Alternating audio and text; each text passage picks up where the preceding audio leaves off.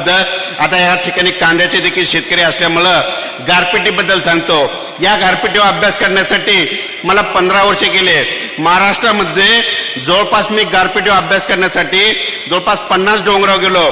50 डोंगराव गारपीट झालेले दिसले, पण त्याच्या बाजूला काळीची जमीन होती, तिथं गारपीट नाही झाली आणि त्या डोंगराव झाली। मग एक गोष्ट लक्षात आली, जिथं जिथं खडकाची जमीन आहे तिथं गारपीट होते आणि काळ्या जमिनी होत नाही, हे माझ्या लक्षात आलं। पण तुम्हाला एक माहीत असं सांगू इच्छितो, तुम्ही बघा भविष्यामध्ये गारपीट झाली तर कुठं कुठं होते हे वहीमध्ये लिहून ठेवा, कोणी तुम्हाला सांगणार नाही। एखादी जर नदी असली, नदीच्या बाजूला इकडून 1 किलोमीटर इकडून 1 किलोमीटर त्या पट्ट्यामध्ये गारपीट होते, हे कायमचं लक्षात घ्या।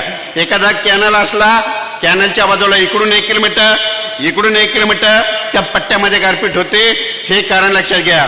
त्याच्यानंतर एखादा तळा असं, तळ्याच्या ठिकाणी तळ्याच्या बाजूला चारी बाजूने 1 किलोमीटरच्या अंतराने गारपीट होते, म्हणून हे देखील लक्षात घ्या।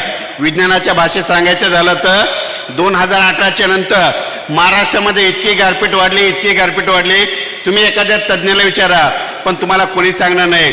या 4 वर्षात गारपीट वाढण्याचं कारण पृथ्वीचं तापमान वाढलं। आतापर्यंत अफगाणिस्तानचं बाष्प आपल्याकडे कधीच येत नव्हतं, पण काय झालं, इथं तापमान वाढल्यामुळे नेमकं फेब्रुवारी मार्चमध्ये ऊन तापल्याच्या नंतर ते बाष्प खेचलं जातं, त्याच्यामुळे महाराष्ट्रामध्ये गारपीट वाढली। मग गारपीट कमी करायची असं हे तापमान कमी करावं लागेल।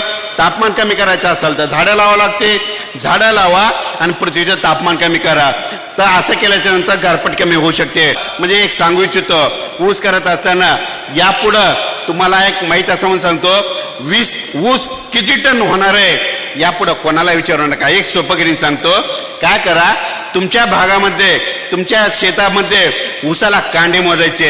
या म्हणजे यावर्षी तुमच्या इथं कांडे किती होते कोणी सांगू शकेल का?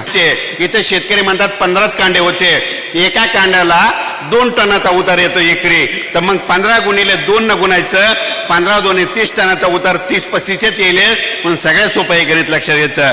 त्याच्या